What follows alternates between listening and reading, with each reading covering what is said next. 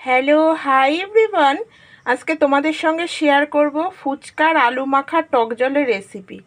এই দিকে নিয়েছি শুকনো লঙ্কা, এখানে আছে গোটা ধনে আর গোটা জিরে। কড়াইটা গরম হয়ে গেছে, এখন এর মধ্যে আগে দেব শুকনো লঙ্কা। যেহেতু শুকনো লঙ্কাটা ভাজতে একটু সময় লাগে, শুকনো লঙ্কা হালকা ভাজা হয়ে গেছে, এখন এর মধ্যে দেব গোটা ধনে আর গোটা জিরে। মশলাটা দেখো ভাজা হয়ে গেছে, এখন ঠান্ডা করে মিক্সিতে পেস্ট করে নেব। অনেকে আবার শিলেও করতে পারে, আমি মিক্সিতে করব। ঠান্ডা হবে তারপরেই মিক্সিতে দেব। আলু মাখাতে কটা বাদাম দেব বলে বাদামগুলো শুকনো খোলায় ভেজে নেব। এইদিকে দেখো তেঁতুলটাকে ম্যাক্সিমাম 3-4 ঘন্টার জন্য ভিজিয়ে রেখেছিলাম, যাতে হাত দিয়ে মাখালে একদম নরম হয়ে গলে যায়।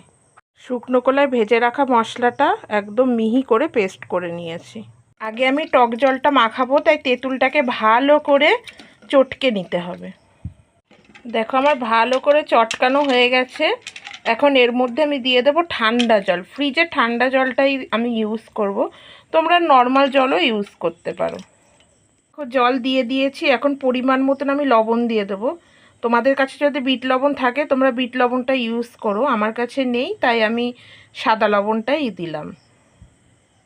আর দিচ্ছি এর মধ্যে এই যে শুকনো খোলায় ভেজে রাখা মশলা, সেটা পরিমাণ মতন দেবে, বেশি দিলে কিন্তু তিতকুটে হয়ে যাবে।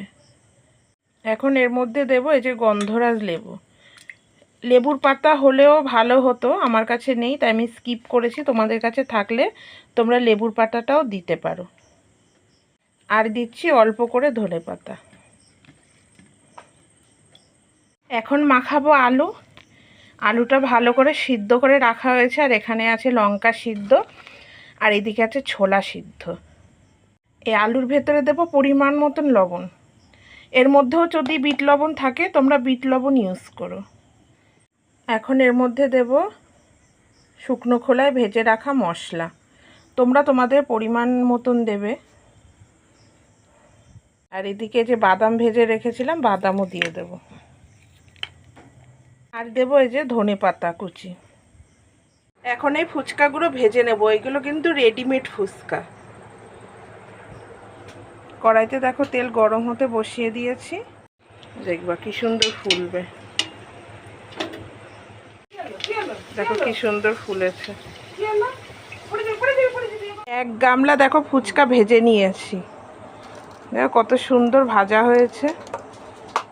এই দেখো আমার ফুচকা একদম রেডি। এই যে টক জল, এই যে আলু মাখা, আর এদিকে আছে ফুচকা। যাদের লোভ লাগছে তোমরা কিন্তু লোভ দিও না, তাহলে আমাদের পেট ফুলবে। তোমরা বাড়িতে বানিয়ে খাও, আশা করি তোমাদের ভালো লাগবে। আর ভিডিওটা যদি তোমাদের ভালো লাগে অবশ্যই একটা লাইক কমেন্ট শেয়ার করে দিও। আর যারা ফেসবুক আর ইনস্টাগ্রাম থেকে দেখছো অবশ্যই আমার পেজটিকে ফলো করে দিও। আর যারা ইউটিউব থেকে দেখছো অবশ্যই আমার পেজটিকে সাবস্ক্রাইব করে দিও। ওকে, বাই।